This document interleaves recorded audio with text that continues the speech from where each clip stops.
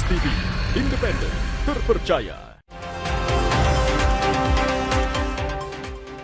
Diduga alami gangguan jiwa, seorang pria menyerang petugas yang berjaga di Polsek Wajo, Makassar.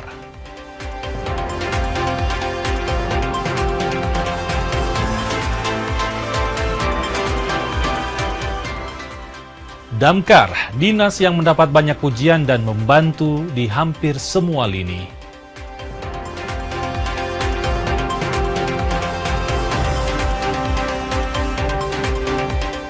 Pebalap muda Indonesia Veda Ega Pratama dipastikan akan tampil di ajang Pertamina Grand Prix of Indonesia Oktober mendatang.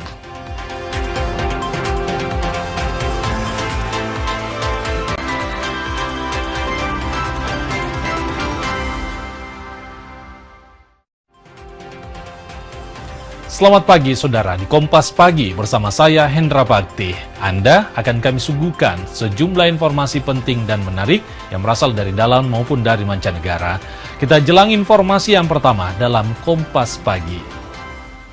Kita awali Kompas Pagi saudara, seorang pria menyerang dan mengancam polisi yang sedang berjaga di Polsek Wajo, Kota Makassar. Pelaku yang melakukan penyerangan diduga mengalami gangguan mental. Video berdurasi 14 detik ini menunjukkan seorang pria berambut panjang mengamuk di Polsek Wajo, Kota Makassar.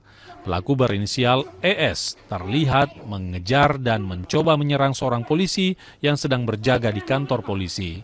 Polisi bilang pelaku ES sebelumnya terlibat tabrakan dan ditangani di Polsek Wajo. Pelaku disebut tidak mau pulang ke rumah usai mobil yang dikendarai masih diamankan di kantor polisi. Pelaku bahkan sempat tidur di dalam mobilnya yang terparkir di halaman kantor polisi. ES tiba-tiba menyerang menggunakan obeng dan meminta mobil miliknya dikembalikan. Nah, selesai itu datanglah istrinya, anaknya, sama omnya, keluarganya.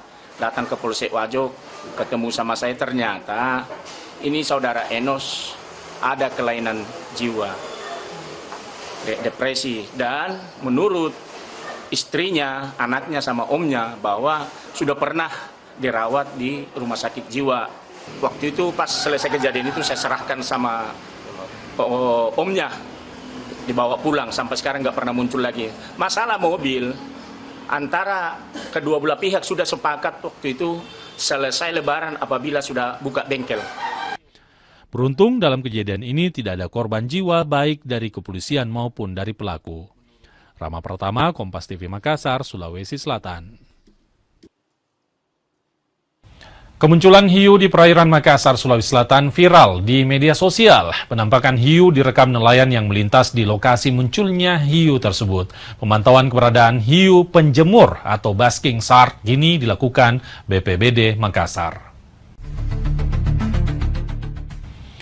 Kemunculan hiu di Pantai Losari, Kota Makassar, Sulawesi Selatan terekam video amatir. Video kemunculan hiu direkam nelayan yang melintas. Kemunculan hiu berukuran besar sempat membuat heboh masyarakat.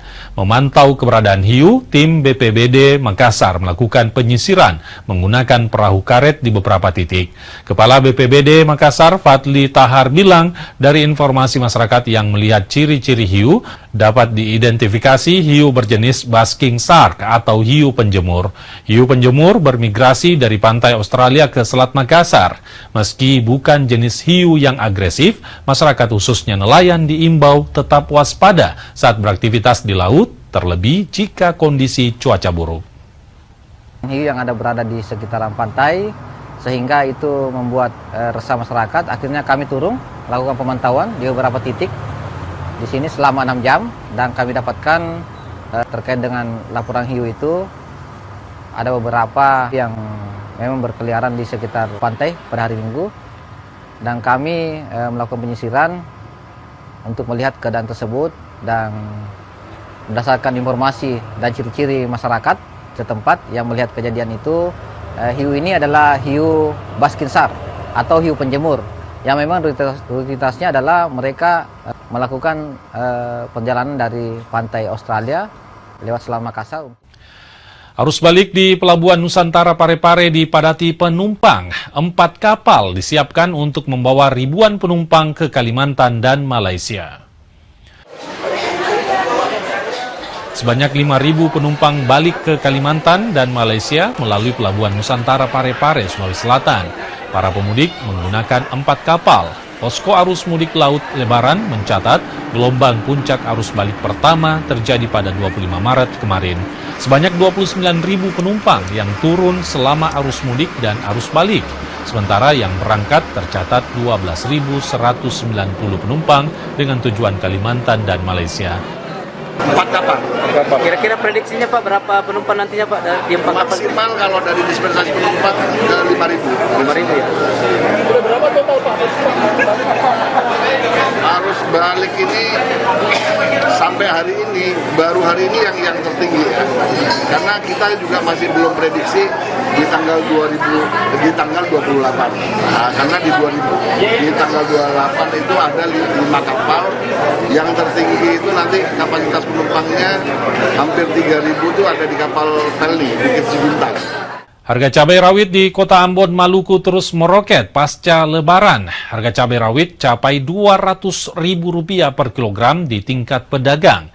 Minimnya pasokan menjadi pemicu naiknya harga.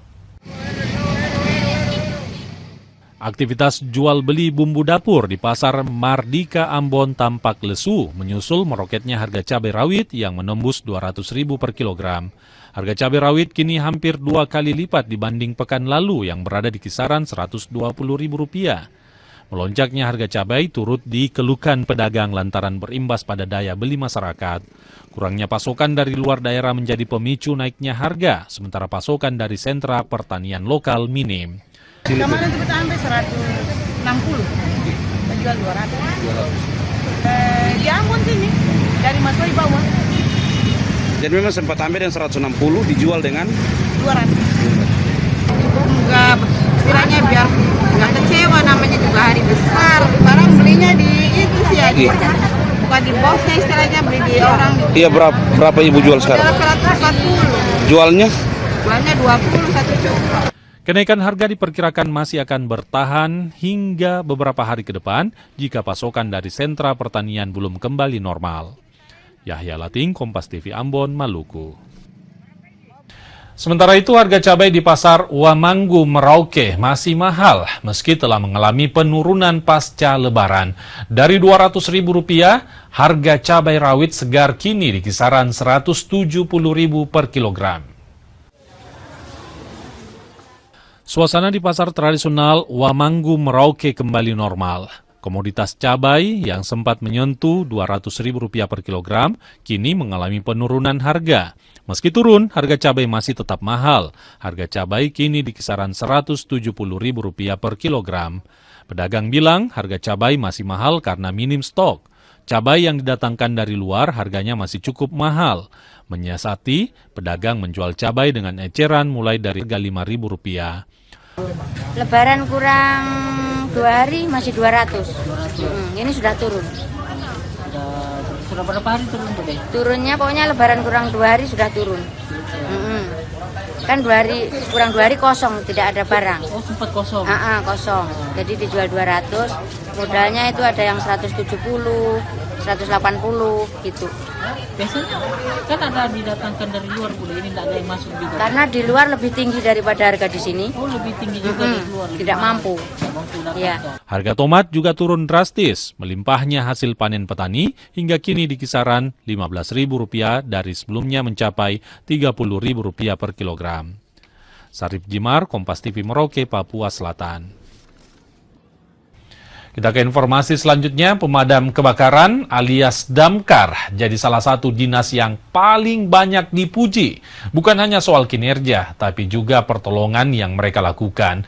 Damkar seolah jadi superhero yang membantu di hampir semua lini.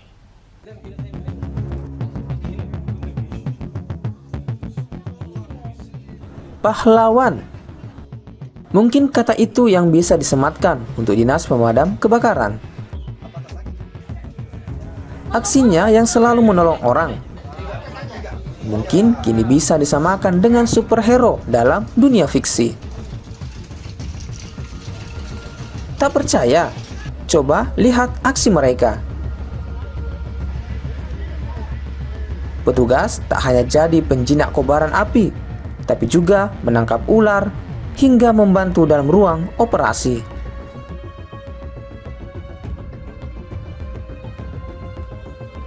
Tak sampai di situ, petugas damkar kadang dipanggil untuk sekedar mencari kunci hingga mengevakuasi sapi.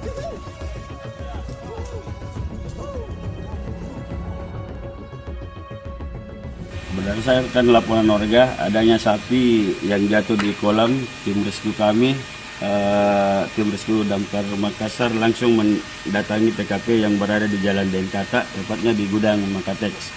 Kalau untuk proses evakuasinya ini seperti apa, Pak?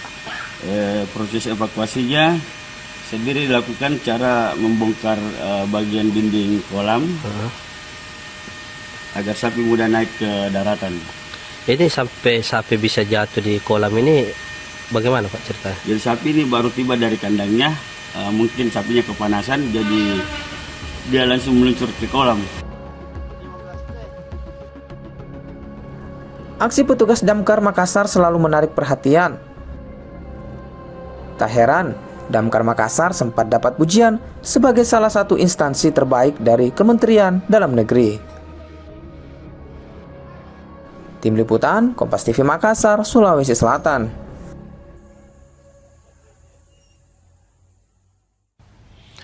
Usai jeda, saudara, kami akan kembali dengan dialog tentang damkar yang membantu di hampir semua lini. Selengkapnya akan kami hadirkan usai jeda berikut ini.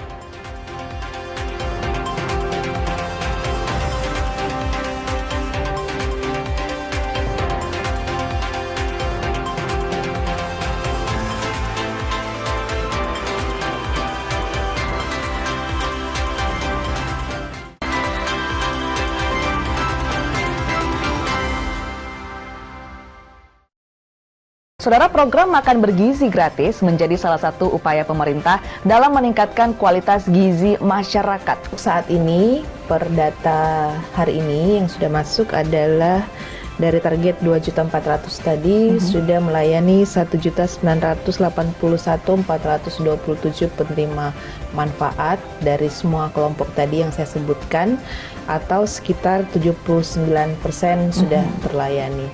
Jadi kalau SPPG-nya tidak melakukan standar keamanan pangan yang ketat sehingga ada indikasi keracunan pangan, SPPG tersebut akan disuspend atau ditutup sementara tanpa jangka waktu yang tidak dapat ditentukan. Terlepas dari semua pro dan kontra dari MBG ini, Bu, ya, setelah 1 tahun berjalan, bagaimana Anda kemudian melihat MBG ini memberikan manfaat kepada masyarakat?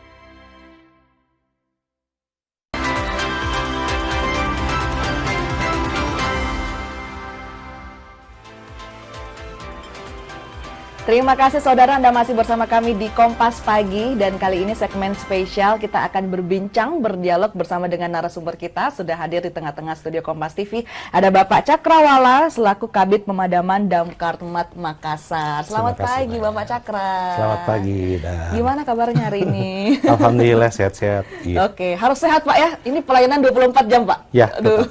Kalau istilah di kami itu kekuatan 55. Kekuatan 55 apa tuh Pak? Full power. Full power. Oke, Pak Cakra, sebagai tim damkar Pak ya, pastinya yang paling banyak kita ingin tahu tuh cerita-cerita di balik kemudian tugas sehari-hari dari seorang damkar. Cerita-cerita uniknya seperti apa sih Pak Cakra? Kalau cerita unik di pemadam, ya lumayan banyak. Tapi kalau mungkin dalam artian di rekan-rekan semua, rekan-rekan di pemadam itu keunikan ini sudah bukan unik lagi karena ini menjadi hal yang biasa. Mungkin terkait di kejadian kebakaran ada sesuatu juga yang bisa kami ceritakan, apalagi terkait di penanganan di kasus-kasus penyelamatan ya, khususnya seperti pelepasan cincin, mungkin evakuasi hewan buas yang mengganggu. Nah kita kita gali lagi deh soal penyelamatan ini. Seberapa luas sih sebenarnya tugasnya damkar kalau di bagian penyelamatan Pak? Apa saja yang pernah dilakukan oleh damkar? Alhamdulillah secara tupoksi tugas di penyelamatan itu dibagi 4 sesi sebenarnya. Ada road traffic accident, kecelakaan di jalan yang menyebabkan ada korban yang terjebak ya. Kemudian ada vertical rescue. Nah, terkait dengan vertical rescue ini ada biasanya sih ada percobaan bunuh diri atau kemungkinan ada korban yang jatuh di dalam sumur atau sesuatu yang memang membutuhkan teknik untuk pengangkatan. Kemudian ada water rescue. Water rescue ini tugasnya kami dalam hal pencarian korban tenggelam ataupun evakuasi banjir dan kerja-kerja semua ini kami tidak berdiri sendiri, tapi dengan pelibatan potensi-potensi SAR lainnya yang dikoordinasi langsung oleh tingkat Basarnas mungkin pada level tertinggi. Iya. Kemudian yang terakhir itu ada animal rescue. Animal rescue. Animal rescue ini yang paling banyak orderannya. Ini. Paling banyak orderannya Pak di Makassar? Paling banyak orderannya, iya. Dalam sehari orderannya teman-teman di rescue ini terkait dengan evakuasi hewan yang mengganggu ini bisa sampai 2-3 kali dalam sehari. Dalam satu hari ada 2-3 kali orderan, Pak, untuk animal rescue di Makassar. Tapi orderannya ini kita tidak minta tip ya. Iya. Contohnya apa sih Pak animal rescue ini?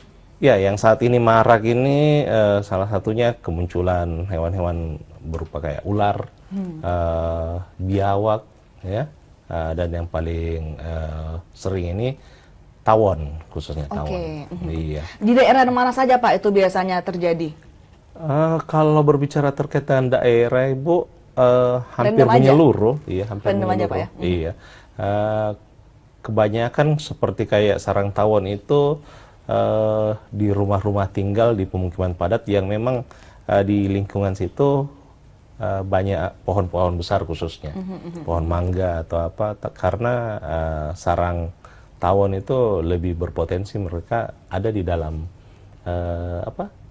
pohon-pohon besar. Oke, salah satu kasusnya deh Pak, untuk tawon ini ada di daerah mana yang Bapak dapatkan? Tawon di wilayah Nipa-Nipa, Kecamatan Manggala, itu cukup besar juga.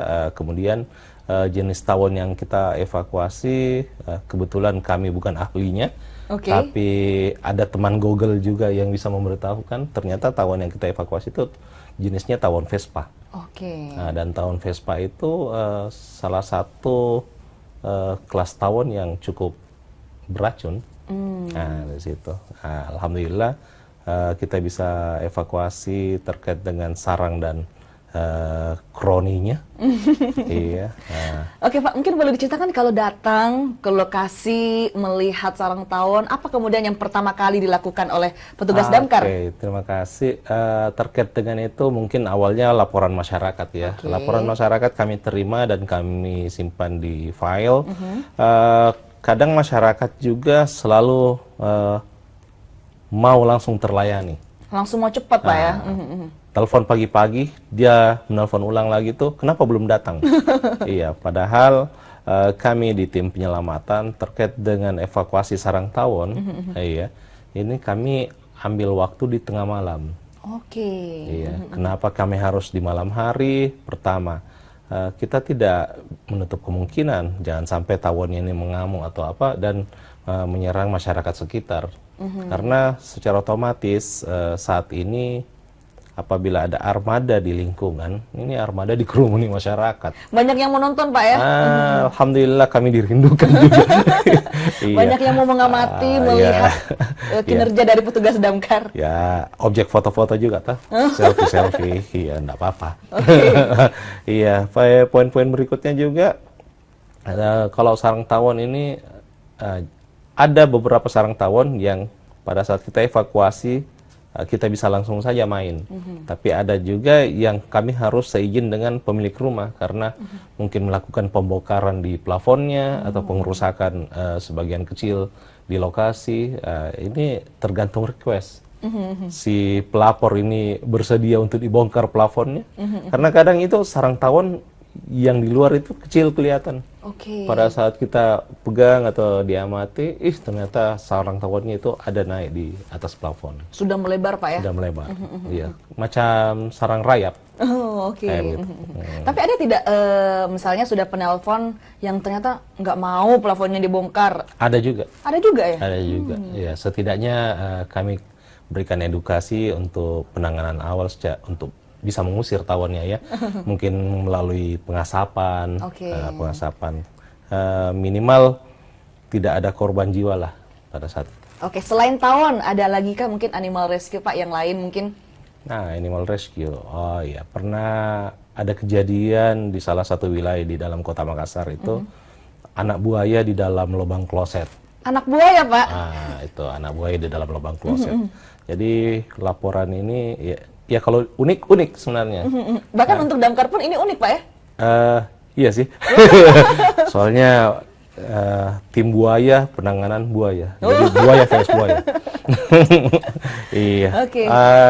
Penanganan itu juga kita lakukan di sore hari dan alhamdulillah berhasil walaupun tanpa pengrusakan karena kebetulan anak buaya ini muncul di paparan luar ya. Jadi masih bisa kita ambil langsung. Hanya sayangnya pada saat kita periksa ternyata pembuangan klosetnya ini tidak masuk ke ini safety tank. Dia langsung menuju ke belakang, sedangkan di belakang rumahnya itu adalah rawa. Jadi kemungkinan besar memang masuk melalui gorong-gorong situ. Jadi bahkan sampai diselidiki Pak ya, kenapa kemudian anak buaya bisa masuk? Tugas kita bukan untuk menyelidiki, tapi ya kita mau meredam kepanikan warga juga. Alhamdulillah ya enggak apa-apa, kita sampai ke belakang saja lihat dan bantu menutup. Nah, lantas kalau untuk anak buaya ini seberapa sulit Pak tingkat rescue-nya? Tidak begitu sulit sih karena ya namanya anak-anak jadi gampang diambil kan. Iya. Beda hal waktu kejadian di 2 tahun lalu kalau nggak salah ya. Yang sekarang itu buayanya ada di Cimory kalau nggak salah. Iya, itu lumayan besar itu, bukan lumayan lagi. Cukup besar dan ya banyak menimbulkan kejadian yang menjadi tanda tanya juga pada saat itu karena pada saat buaya tersebut kita evakuasi dari Kecamatan Manggala di wilayah banjir khususnya di blok 8 saya, blok 8 blok 10. Besoknya itu banyak yang mengaku keluarga datang ke kantor.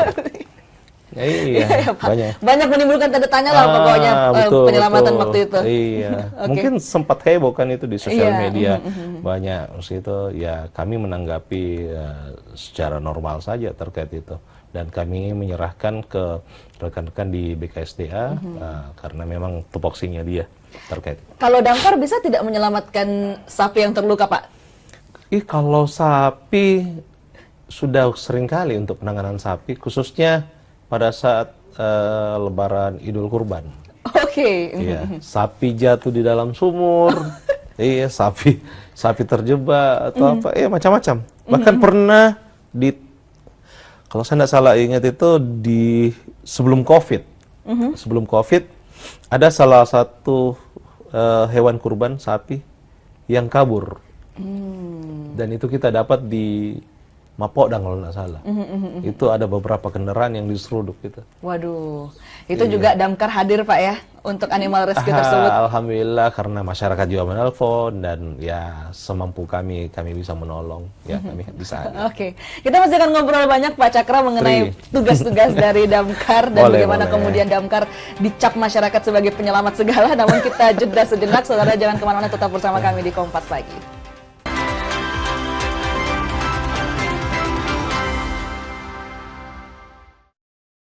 Saudara, program makan bergizi gratis menjadi salah satu upaya pemerintah dalam meningkatkan kualitas gizi masyarakat. Saat ini, per data hari ini yang sudah masuk adalah dari target 2.400.000 tadi sudah melayani 1.981.427 penerima manfaat dari semua kelompok tadi yang saya sebutkan, atau sekitar 79% sudah terlayani.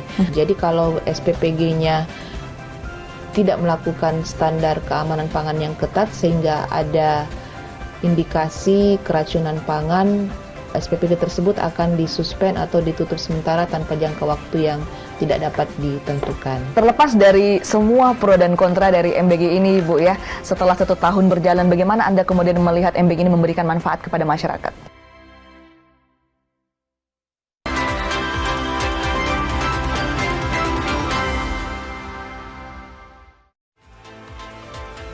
Terima kasih saudara, Anda masih bersama kami di Kompas Pagi dan kita masih bersama dengan Bapak Cakrawala selaku Kabid Pemadaman Damkar Mat Makassar. Pak Cakra, tadi kita sudah ngobrol banyak soal animal rescue yang lucu-lucu Pak ya. Selain animal rescue, penyelamatan apa lagi yang kemudian biasa dilakukan oleh Damkar? Ya, mungkin di tahun kemarin masih diingat itu ada 2 kejadian yang berturut-turut terkait dengan tangan yang masuk di mesin penggilingan. Nah, kejadian pertama itu di anak balita dan kejadian kedua itu kebetulan orang dewasa. Nah, alhamdulillah si anak balita juga itu bisa terselamatkan walaupun kita bawa ke Labuang Baji kalau tidak salah itu.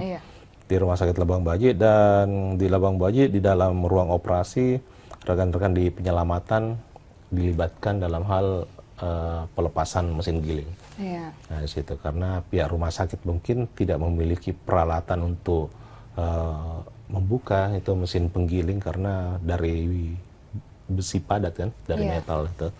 Jadi peralatan yang kita gunakan itu selain ball cutter memang ada spreader, memang peralatan khusus di pemadam terkait dengan untuk membuka paksa sesuatu, dan setelah mesin penggiling itu terbuka baru ditangani langsung oleh teman-teman medis dari pihak rumah sakit Pak ya. Oke. Kalau yang kejadian kedua tadi seperti Kalau yang kejadian kedua itu orang dewasa, sama juga kasusnya, tangannya masuk di mesin penggiling dan dirujuk langsung ke Wahidin tuh. Nah, di Wahidin, alhamdulillah di Wahidin di rumah sakit sama hal dengan penanganan pertama, kita kerjasama dengan rekan-rekan tim medis di ruang operasi untuk membuka. Oke, jadi Damkar ini juga cukup berkoordinasi ya dengan pihak-pihak terkait yang bisa membantu proses penyelamatan. Iya, karena kebetulan kami bukan dokter. Iya, kami cuma bisa membantu dengan peralatan yang kami miliki. Oke, Pak, terkait dengan kebakaran, menjadi salah satu tugas utama juga dari Damkar. Dari di Kota Makassar sendiri, bagaimana kemudian kondisi kebakaran selama 1 tahun kemarin di tahun 2025? Kalau untuk 2025, alhamdulillah ada penurunan ya, dibanding dengan tahun sebelumnya. Dan melihat kondisi kejadian kebakaran per 1 Januari sampai hari ini pun, kalau mau membandingkan dengan tahun kemarin, ya alhamdulillah cukup drastis penurunannya.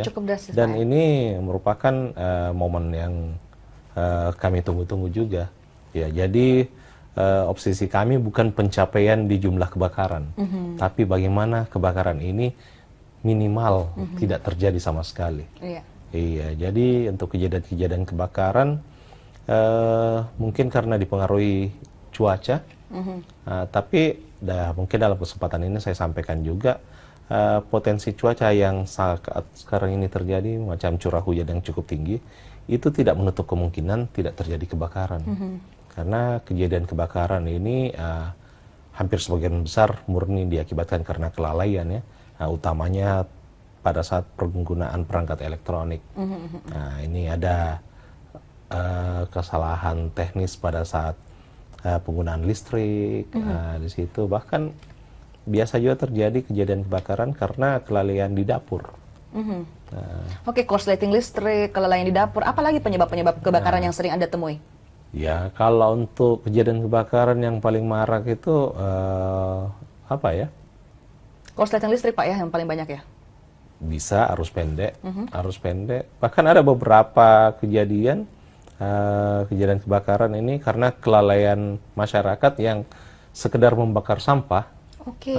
Kemudian apinya menyebar ke rumah-rumah sebelah dan ya terbakarlah. Ya, kejadiannya cukup parah juga. Bahkan ada biasa kejadian juga itu di ruko, rumput kota. Lahan-lahan terbuka di rumput kota. Kalau cuaca cukup ekstrim terkait dengan panasnya, hanya pemicu sedikit itu mungkin karena pantulan kaca mobil yang sedang parkir, atau mungkin ada orang yang melempar puntung rokok. Dengan respon kayak begitu, tiba-tiba api menyala. Melempar puntung rokok, kemudian tidak sengaja gitu ya menyebabkan adanya api. Apalagi kemudian kesalahan-kesalahan yang sering dilakukan oleh masyarakat yang ternyata ini bisa menyebabkan kebakaran, Pak. Cas Ya. HP mungkin? Kalau cas HP, ya kemungkinan besar banyak terjadi ya. Karena kecenderungan kita menggunakan cas HP itu, kalau handphonenya sudah penuh, handphonenya saja yang dicabut. Casnya tetap melengket. Harusnya seperti apa Pak yang baiknya? Ya kalau secara prosedur kan kalau handphone sudah penuh ya selain handphonenya dicabut, batok chargernya juga harus dilepas.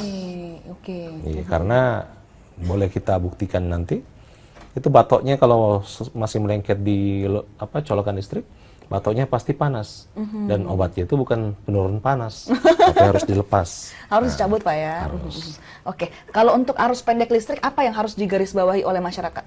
Arus pendek listrik, iya terkait ini mungkin kami menghimbau ke masyarakat untuk tidak terlalu banyak memodifikasi jaringan instalasi listrik ya, khususnya instalasi listrik. Yang kemudian kecenderungan masyarakat ini cuman mau menambah daya,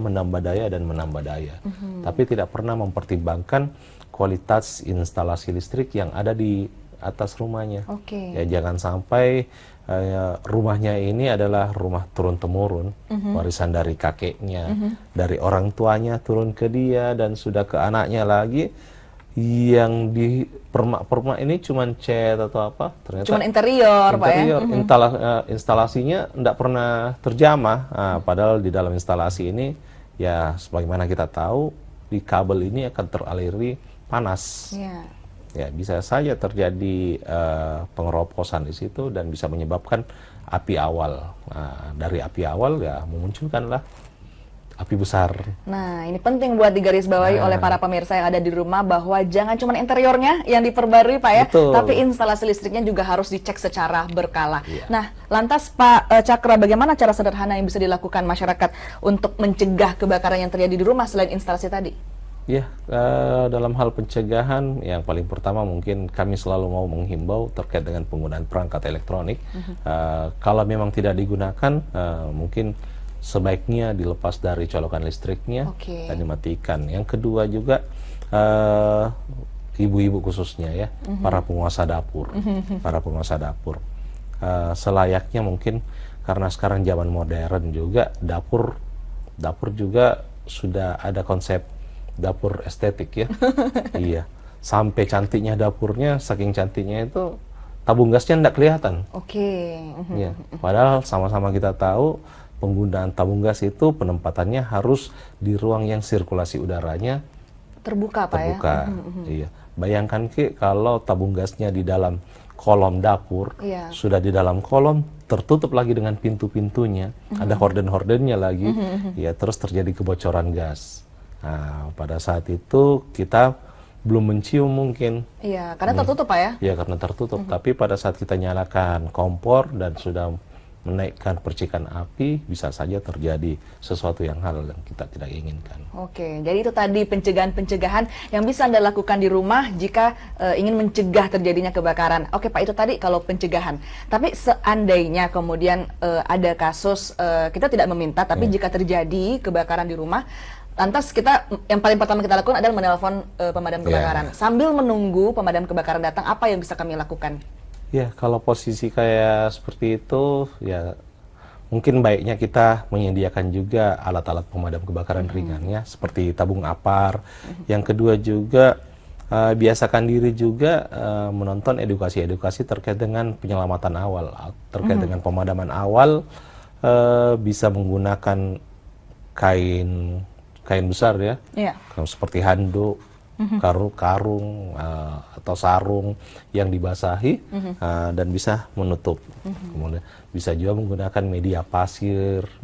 Jadi yang tadi saya sebutkan ini tergantung jenis kejadiannya.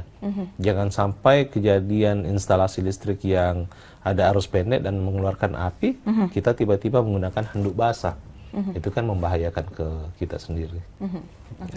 Baik, lantas bagaimana kemudian prosedur yang bisa dilakukan oleh masyarakat jika kemudian mendapatkan kasus kebakaran ataupun penyelamatan yang bisa dilakukan oleh damkar? Mereka harus kemana? Ya, mungkin untuk kesempatan ini saya sampaikan juga nomor layanan Damkar Makassar ya. Ada di 0811 410 113. terkait nomor layanan ini, kami berharap masyarakat untuk segera menelpon pada saat ada situasi kejadian yang terlihat, dan sebisa mungkin tidak mengupdate status dulu, tapi lebih dahulu menghubungi instansi terkait.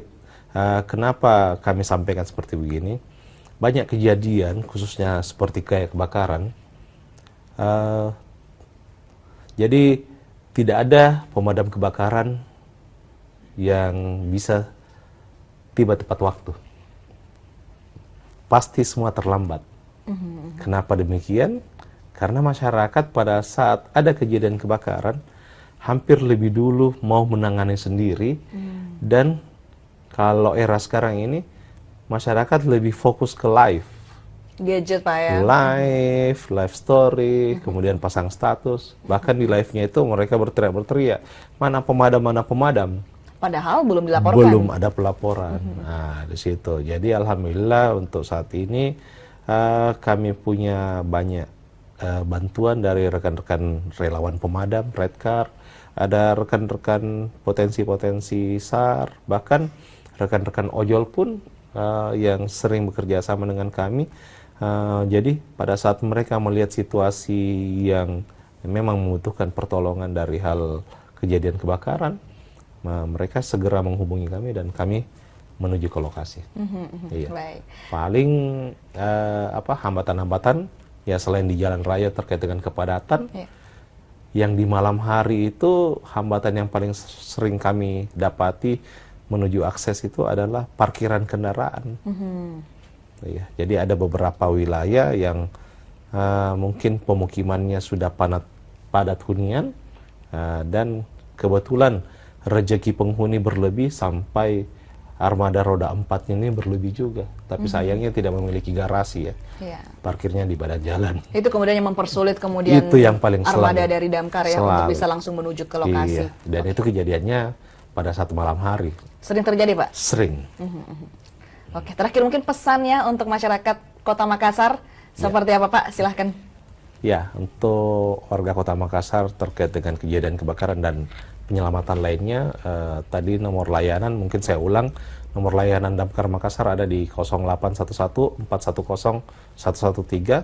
Silahkan menghubungi apabila ada kejadian urgensi 1 kali 24 jam, dan kami menghimbau ke masyarakat untuk dalam hal pelayanannya kami tidak dipungut biaya atau ini adalah gratis. Karena ada beberapa oknum yang selalu mengatasnamakan dari Dinas Pemadam Kebakaran dan Penyelamatan dan meminta sesuatu terkait dengan imbalan. Oke, baik.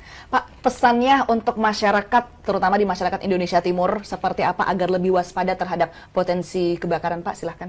Ya, terkait dengan kejadian-kejadian kebakaran, kami menghimbau ke masyarakat setidaknya selalu mengecek jalur instalasi listrik di rumahnya, yang kemudian juga pada saat perangkat-perangkat elektronik yang tidak digunakan, sebisa mungkin kita cabut dari colokan dan tidak selalu posisi standby.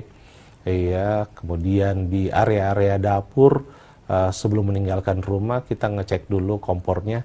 Kalau sebisa mungkin juga regulator gas kita cabut untuk lebih amannya, mencegah kebocoran khususnya. Iya. Dan kemudian pada saat meninggalkan rumah, sebisa mungkin melaporkan ke penanggung jawab setempat, semisal RT RW atau pihak keamanan, supaya pada saat ada kejadian yang kita tidak inginkan, sesegera mungkin terlapor ke instansi yang bisa. Baik, itu tadi pesan-pesan dari Pak Cakrawala untuk seluruh pemirsa di luar sana mengenai bagaimana kemudian tips-tips dan juga himbauan agar bisa terhindar dari potensi kebakaran. Terima kasih sekali lagi Pak Cakra. Terima kasih banyak. Sudah bergabung bersama kita di Kompas Pagi edisi kali ini. Dan saudara, jangan kemana-mana, kami masih akan menghadirkan beragam informasi penting dan menarik di Kompas Pagi. Usai jeda tetaplah bersama kami.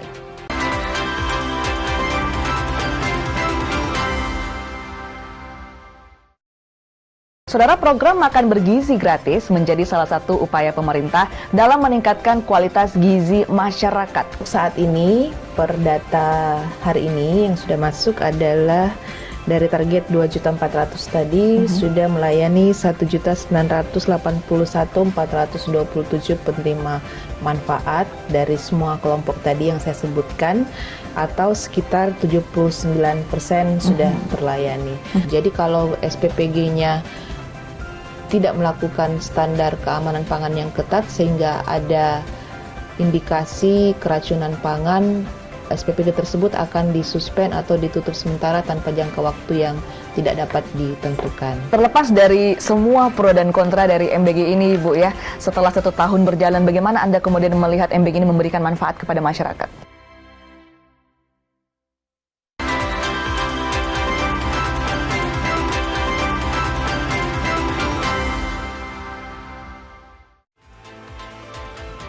Anda masih menyaksikan Kompas Pagi hanya di Kompas TV Independen terpercaya.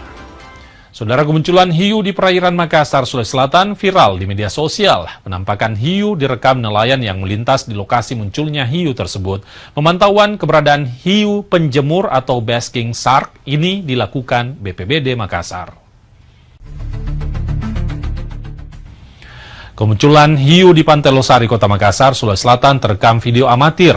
Video kemunculan hiu direkam nelayan yang melintas. Kemunculan hiu berukuran besar sempat membuat heboh masyarakat. Memantau keberadaan hiu, tim BPBD Makassar melakukan penyisiran menggunakan perahu karet di beberapa titik. Kepala BPBD Makassar, Fadli Tahar, bilang dari informasi masyarakat yang melihat ciri-ciri hiu, dapat diidentifikasi hiu berjenis basking shark atau hiu penjemur. Hiu penjemur bermigrasi dari pantai Australia ke Selat Makassar. Meski bukan jenis hiu yang agresif, masyarakat khususnya nelayan diimbau tetap waspada saat beraktivitas di laut, terlebih jika kondisi cuaca buruk. Hiu yang ada berada di sekitaran pantai, sehingga itu membuat resah masyarakat. Akhirnya kami turun, melakukan pemantauan di beberapa titik di sini selama 6 jam, dan kami dapatkan terkait dengan laporan hiu itu ada beberapa yang memang berkeliaran di sekitar pantai pada hari Minggu, dan kami melakukan penyisiran untuk melihat keadaan tersebut, dan berdasarkan informasi dan ciri-ciri masyarakat setempat yang melihat kejadian itu, hiu ini adalah hiu basking shark atau hiu penjemur, yang memang rutinitasnya adalah mereka melakukan perjalanan dari pantai Australia lewat Selat Makassar. Seorang pria menyerang dan mengancam polisi yang sedang bekerja di Polsek Wajo, Kota Makassar. Pelaku yang melakukan penyerangan diduga mengalami gangguan mental. Video berdurasi 14 detik ini menunjukkan seorang pria berambut panjang mengamuk di Polsek Wajo, Kota Makassar. Pelaku berinisial ES terlihat mengejar dan mencoba menyerang seorang polisi yang sedang berjaga di kantor polisi. Polisi bilang pelaku ES sebelumnya terlibat tabrakan dan ditangani di Polsek Wajo. Pelaku disebut tidak mau pulang ke rumah usai mobil yang dikendarai masih diamankan di kantor polisi. Pelaku bahkan sempat tidur di dalam mobilnya yang terparkir di halaman kantor polisi. ES tiba-tiba menyerang menggunakan obeng dan meminta mobil miliknya dikembalikan. Nah, selesai itu datanglah istrinya, anaknya, sama omnya, keluarganya. Datang ke Polsek Wajo, ketemu sama saya, ternyata ini saudara Enos ada kelainan jiwa, depresi, dan menurut istrinya, anaknya, sama omnya bahwa sudah pernah dirawat di rumah sakit jiwa. Waktu itu pas selesai kejadian itu saya serahkan sama omnya, dibawa pulang, sampai sekarang nggak pernah muncul lagi. Masalah mobil, antara kedua belah pihak sudah sepakat waktu itu selesai lebaran apabila sudah buka bengkel. Beruntung dalam kejadian ini tidak ada korban jiwa baik dari kepolisian maupun dari pelaku. Rama Pratama, Kompas TV Makassar, Sulawesi Selatan. Arus balik di Pelabuhan Nusantara Parepare dipadati penumpang. 4 kapal disiapkan untuk membawa ribuan penumpang ke Kalimantan dan Malaysia. Sebanyak 5.000 penumpang balik ke Kalimantan dan Malaysia melalui Pelabuhan Nusantara Parepare, Sulawesi Selatan. Para pemudik menggunakan 4 kapal. Posko Arus Mudik Laut Lebaran mencatat gelombang puncak arus balik pertama terjadi pada 25 Maret kemarin. Sebanyak 29.000 penumpang yang turun selama arus mudik dan arus balik. Sementara yang berangkat tercatat 12.190 penumpang dengan tujuan Kalimantan dan Malaysia. 4 kapal. Kira-kira prediksinya Pak, berapa penumpang nantinya Pak di 4 kapal? Maksimal kalau dari dispensasi penumpang ke 5.000. 5.000 ya? Sudah berapa total Pak? Arus balik ini sampai hari ini, baru hari ini yang tertinggi ya. Karena kita juga masih belum prediksi di tanggal 28. Nah, karena di tanggal 28 itu ada 5 kapal. Yang tertinggi itu nanti kapasitas penumpangnya hampir 3.000 itu ada di kapal Pelni, Bukit Siguntang. Sementara di Makassar, puncak arus balik mulai terjadi di Pelabuhan Soekarno-Hatta. Ribuan pemudik memadati pelabuhan, baik yang berangkat maupun tiba di Makassar. Sebanyak 4.108 pemudik memadati area pelabuhan. 2.266 penumpang dari Bau-Bau tujuan Surabaya menggunakan KM Dobon Solo dan 1.833 penumpang dari Surabaya menggunakan KM Gunung Dempo. Sementara pemudik yang tiba maupun berangkat dari Pelabuhan Soekarno-Hatta sebanyak 4.108 orang. Diprediksi puncak arus balik sudah terlewati pada 26 Maret kemarin. Untuk KM Gunung Dempo memberangkatkan 1.097 penumpang menuju Bau-Bau. Perlu kami tambahkan juga bahwa tadi malam hari ini sekitar jam 19.00 baru saja kita berangkat juga KM Dobon Solo dari Pelabuhan Bau-Bau menuju Surabaya yang menurunkan penumpang 1.242 penumpang, sementara embarkasi menuju dari Pelabuhan Makassar menuju Surabaya sekitar 1.042 penumpang. Berarti memang diprediksi hari ini puncak arus balik dari luar masuk ke Makassar? Ya, memang benar bahwa hari ini diprediksi bahwa di H+2 ini adalah hari puncak dari angkutan lebaran ini. Harga cabai rawit di kota Ambon, Maluku terus meroket pasca lebaran. Harga cabai rawit capai Rp200.000 per kilogram di tingkat pedagang. Minimnya pasokan menjadi pemicu naiknya harga. Aktivitas jual beli bumbu dapur di Pasar Mardika Ambon tampak lesu menyusul meroketnya harga cabai rawit yang menembus Rp200.000 per kilogram. Harga cabai rawit kini hampir 2 kali lipat dibanding pekan lalu yang berada di kisaran Rp120.000. Melonjaknya harga cabai turut dikeluhkan pedagang lantaran berimbas pada daya beli masyarakat. Kurangnya pasokan dari luar daerah menjadi pemicu naiknya harga, sementara pasokan dari sentra pertanian lokal minim. Kemarin kita ambil 160, kita jual 200. Di Ambon sini, dari Masoi bawah. Jadi memang sempat ambil yang 160 dijual dengan 200. Cukup enggak, istilahnya biar enggak kecewa, namanya juga hari besar. Barang belinya di itu sih ya, bukan di bosnya istilahnya, beli di orang. Iya, berapa ibu jual sekarang? 140. Jualnya? Jualnya 20 satu cukup. Kenaikan harga diperkirakan masih akan bertahan hingga beberapa hari ke depan jika pasokan dari sentra pertanian belum kembali normal. Yahya Lating, Kompas TV Ambon, Maluku. Anda baru saja menyaksikan informasi terakhir kami dalam Kompas Pagi edisi kali ini.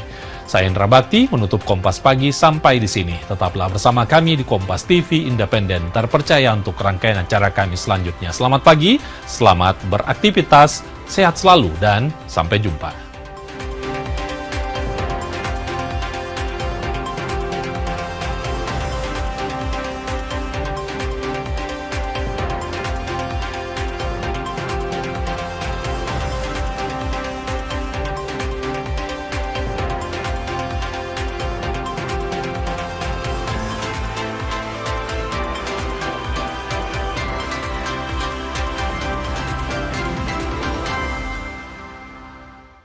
Saudara, program makan bergizi gratis menjadi salah satu upaya pemerintah dalam meningkatkan kualitas gizi masyarakat. Saat ini, per data hari ini yang sudah masuk adalah Dari target 2.400.000 tadi sudah melayani 1.981.427 penerima manfaat dari semua kelompok tadi yang saya sebutkan, atau sekitar 79% sudah terlayani.